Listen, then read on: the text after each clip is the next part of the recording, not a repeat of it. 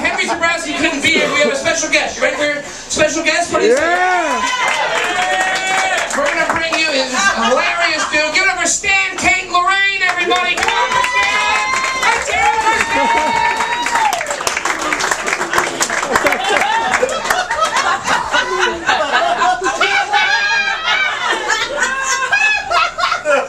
Hey, guys, the name's Stan, Kate, Lorraine.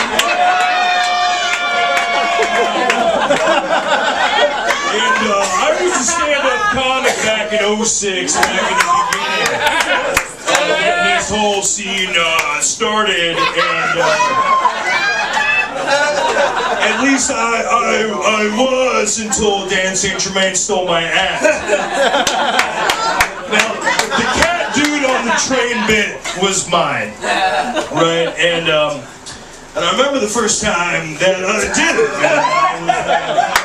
I watched Dan in the back of my set, and he was scribbling in this notebook with this comically large pencil. He was scribbling, and he was giggling like he was like a Nazi tower guard, right? And I asked him, like, what was he doing? He was like, oh, nothing, buddy, nothing. And then I saw him do that bit like a week later. I didn't have the strength to go up on stage that night. So I walked outside for a cigarette. I met this beautiful woman named Darcy. She asked me, what are you doing with that cigarette, stranger?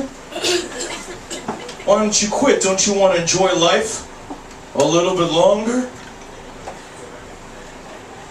I quit smoking cigarettes and I married Darcy 3 weeks later. Now we have 2 beautiful sons, Caleb and Joshua. Now you see, at the time when I met Dan, right, I was gonna be the absolute king of bearded, fat, desperate, sad, whitey-tighty humor. But I had taken some time off. I guess I was like happy.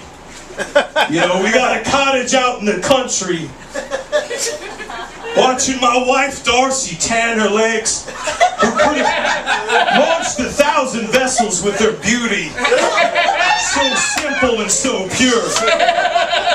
Tan her legs sitting out in a hammock while Caleb and Joshua played in our beautiful root vegetable garden.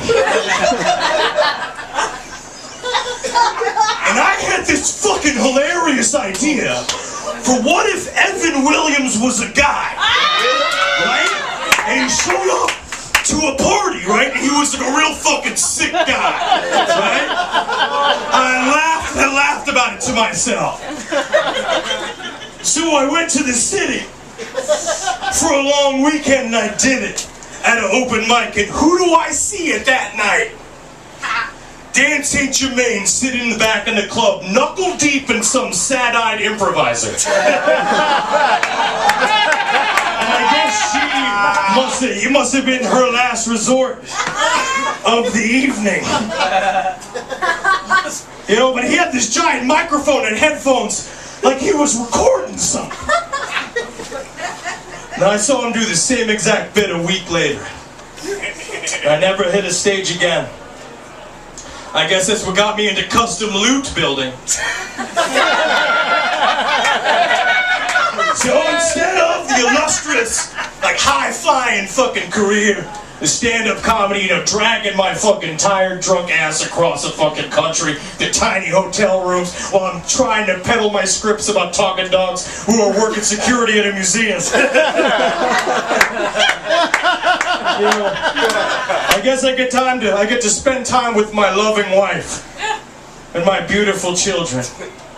My fantastic root vegetable garden. You know, I'm not a man bent with jealousy over other people's successes. I can have a margarita without destroying 10 people's lives. I do it with a knife and fork and not like a Doberman Pinscher who's been tied to a fucking radiator. Like Dan does. That's how Dan eats a meal. And also Dan came out with a record today, the record of most relapses without dying. So I guess you stealing my fucking personality was like the best thing that could have ever happened to me.